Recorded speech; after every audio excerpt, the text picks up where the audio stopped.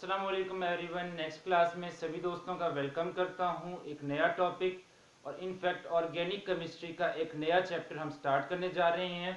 Chapter छोटा है और बहुत इंपॉर्टेंट चैप्टर है, ठीक है। इस चैप्टर के अंदर हम ऑर्गेनिक कंपाउंड्स की तीन क्लासेस अल्कोहल, फिनोल्स और ईथर को डिस्कस करेंगे, ठीक है। ये तीन अलग अलग क्लासेस हैं। इन तीन अलग अलग क्लासेस को हम एक ही चैप्टर के अंदर डिस्कस करेंगे, ठीक है। क्यों एक ही चैप्टर के अंदर हमने इन तीनों क्लासेस को रखा, वो अभी थोड़ी देर में हमें पता चल जाएगा, ठीक हो गया। अच्छा जी, स्ट्रक्चर, वाटर का स्ट्रक्चर कभी देखा है तुमने? वाटर का स्ट्रक्चर ऐसा होता है, ठीक है। यहाँ पर लोन पेयर, यहाँ पर लोन पेयर, पार्शियल नेगेटिव, ये पार्शियल पॉजिटिव, पार्शियल पॉजिटिव, ठीक है। अच्छा, अल्कोहल्स जो होते हैं, अल्कोहल्स का स्ट्रक्चर होता है कुछ ऐसा। अल्कोहल्स का स्ट्रक्चर होता है कुछ ऐसा, partial negative, partial positive, partial positive. अच्छा, फिनोल जो होते हैं, फिनोल C6H5, यहाँ पर OH, यहाँ पर दो lone pair, partial negative, partial positive, यहाँ पर पार्शियल पॉजिटिव। इसी तरीके से ether R, single bond O, single bond R, यहाँ पर दो lone pair, partial negative, partial positive और पार्शियल पॉजिटिव, ठीक है। अच्छा, अगर देखो गौर से तो ये क्या है, ये अल्कोहल्स है ना। अच्छा, ये अल्कोहल्स हैं, इनका नाम ये फिनोल्स हैं, ठीक है। ये फिनोल्स हैं और ये क्या है, ईथर्स हैं। अगर गौर से देखो तो ये स्ट्रक्चरली रिलेट कर रहे हैं किसके साथ, वाटर के साथ। देखो ना, ऐसे बेंट या एंगुलर स्ट्रक्चर है ना वाटर का। इनका स्ट्रक्चर देखो कैसा है, बेंट या एंगुलर है। इनका स्ट्रक्चर बेंट या एंगुलर, बेंट या एंगुलर स्ट्रक्चर है, ठीक है। तो alcohols, phenols and ether are those group of organic compounds that are structurally related to water, ठीक है। ये वाटर के साथ स्ट्रक्चरली रिलेटेड है, ठीक है। तो इसी वजह से हम इनको एक ही चैप्टर के अंदर स्टडी कर रहे हैं, एक ही चैप्टर के अंदर स्टडी कर रहे हैं। Alcohols, phenols and ether are those groups of organic compound that are structurally related to water, that are structurally related to water। अच्छा, यहाँ पर ये जो एंगल है, यहाँ पर एंगल है 104.5 डिग्री का। अच्छा, अल्कोहल्स के अंदर जो एंगल है वो है 109.5 डिग्री का। यहाँ पर जो एंगल है वो है 109 डिग्री का एग्जैक्ट। अच्छा, यहाँ पर जो है वो है 1110 डिग्री का। यहाँ पर जो है एंगल कम क्यों है? यहाँ पर एंगल कम इसलिए है क्योंकि यहाँ पर दो लोन पेयर्स प्रेजेंट हैं और दो लोन पेयर होने की वजह से, दो लोन पेयर होने की वजह से रिपल्शन करते हैं, ठीक है। यहाँ पर ये ऑक्सीजन है ना, हाइड्रोजन हाइड्रोजन, यहाँ पर दो लोन पेयर प्रेजेंट है। ये लोन पेयर इस पर फोर्स लगाते हैं, ठीक है, रिपल्शन फोर्स, इस पर रिपल्शन फोर्स। तो ये इस तरफ मूव करते हैं, ये इस तरफ आ जाते हैं, तो एंगल बीच का थोड़ा कम हो जाता है। होना तो कितना चाहिए, 109, लेकिन कम होकर 104.5 रह जाता है। इस बात को तुम अच्छे से समझते हो, ठीक है। अच्छा, यहाँ पर एंगल बढ़ने की वजह क्या है? क्या यहाँ पर ये रिपल्सिव फोर्स नहीं है? तो आंसर यहाँ पर भी रिपल्सिव फोर्स है, लेकिन यहाँ पर क्योंकि ये R ग्रुप मौजूद है, ये थोड़ा बड़ा ग्रुप है, ये क्या है, थोड़ा बड़ा ग्रुप है, तो ये रिपल्शन को थोड़ा रेजिस्ट करता है, रिपल्शन को थोड़ा रेजिस्ट करता है और ये हाइड्रोजन को रिपेल करके दूर धकेलता है और एंगल जो है ना यहाँ पर बढ़ जाता है, ठीक है, वाटर से थोड़ा बढ़ जाता है। सिमिलर केस यहाँ पर है फिनोल्स। फिनोल्स का कुछ बुक्स में 109.5 लिखा है, कुछ बुक में 109 लिखा हुआ है, ठीक है। अच्छा, तो यहाँ पर जो एंगल है ये 109 का एंगल है, ठीक है। क्यों एंगल वाटर से ज्यादा है? क्योंकि यहाँ पर एक बड़ा ग्रुप C6H5 प्रेजेंट है, ये हाइड्रोजन को रिपेल करके दूर कर देता है, ठीक है।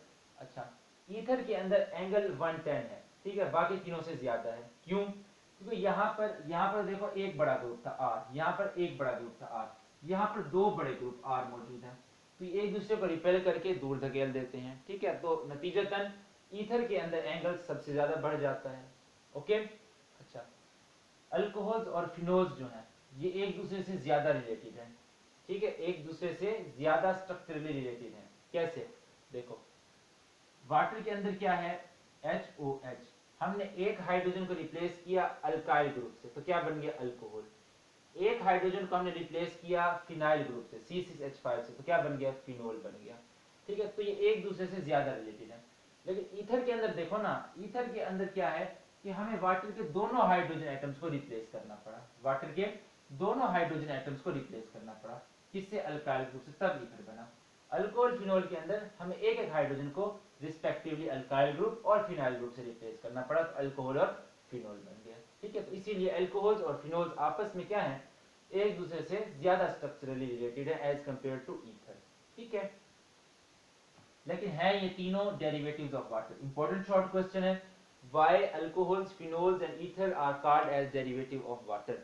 बताओगे कि these are called derivatives of water because they are structurally related to water. ठीक है, और वाटर में से एक हाइड्रोजन हटाकर आर लगाओ तो अल्कोहल बन जाता है, एक हाइड्रोजन हटाकर फिनाइल ग्रुप लगाओ तो फिनोल बन जाता है, दोनों हाइड्रोजन हटा करके अल्काइल ग्रुप लगाओ तो ईथर बन जाता है।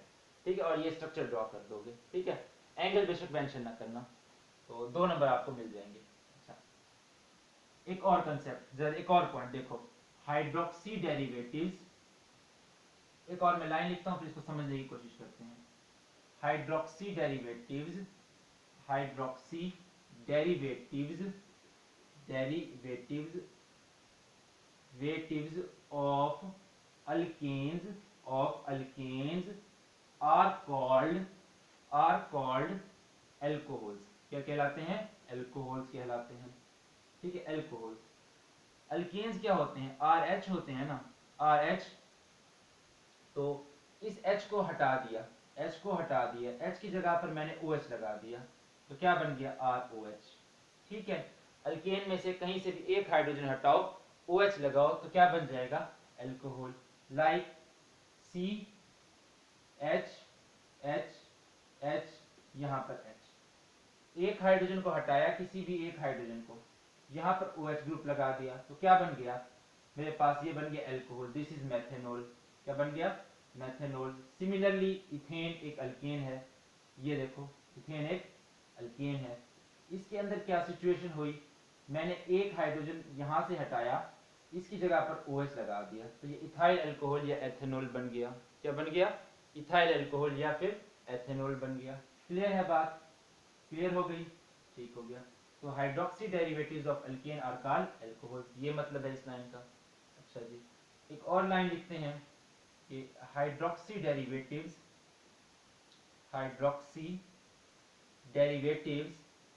ऑफ बेंजीन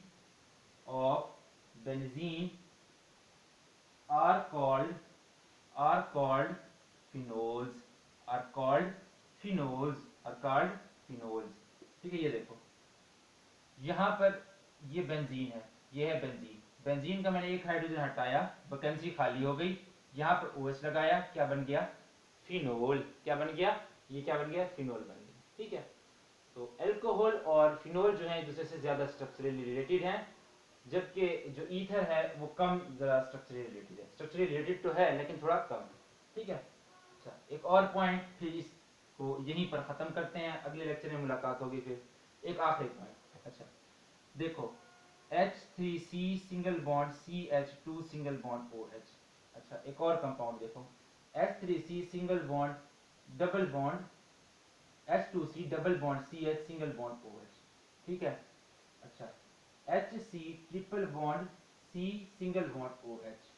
अच्छा यहाँ पर ये देखो, यहाँ पर ये OH। ठीक है, अच्छा ये OH क्या है? अल्कोहलिक ग्रुप है। ये अल्कोहल के अंदर OH जिस कार्बन से जुड़ा है, इसका हाइब्रिडाइजेशन क्या है? sp3 है। अच्छा यहाँ पर जिस कार्बन से जुड़ा है, इसका हाइब्रिडाइजेशन क्या है? sp2 है। यहाँ पर हाइब्रिडाइजेशन क्या है? sp है, क्यों? ये ट्रिपल बॉन्ड बना खड़ा है। अच्छा ये अल्कोहल है, ये अल्कोहल है, ये अल्कोहल है। तो अल्कोहल के अंदर OH जिस कार्बन से जुड़ता है, उसका हाइब्रिडाइजेशन sp3 भी हो सकता है, sp2 भी हो सकता है और sp भी हो सकता है। लेकिन फिनोल के अंदर ये OH ग्रुप जिस कार्बन से जुड़ता है, उसका हाइब्रिडाइजेशन क्या होता है? हमेशा sp2 होता है। हमेशा क्या होता है? sp2 होता है। ये डिफरेंस अल्कोहल और फिनोल के दरमियान, ये आपने क्या रखना है? याद रखना है। ठीक है, ये आपने याद रखना है। ठीक है, और अल्कोहल, फिनोल, ऑक्सीजन, वाटर और ईथर के अंदर ये जो ऑक्सीजन एटम है, ठीक है, इन ऑक्सीजन एटम्स का हाइब्रिडाइजेशन चारों के अंदर sp3 होता है। ठीक है, इन चारों के अंदर ऑक्सीजन एटम का हाइब्रिडाइजेशन sp3 होता है। ठीक है, एक ये डिफरेंस भी याद रखना है और एक ये सिमिलैरिटी भी याद रखनी है। ठीक है, अल्कोहल के अंदर OH जिस कार्बन से जुड़ता है उसका हाइब्रिडाइजेशन sp3 भी हो सकता है, sp2 और sp भी, जबकि फिनोल के अंदर क्या होता है sp2। ठीक है, अल्कोहल, फिनोल, ईथर और वाटर के अंदर ऑक्सीजन एटम का हाइब्रिडाइजेशन sp3 होता है। ठीक हो गया।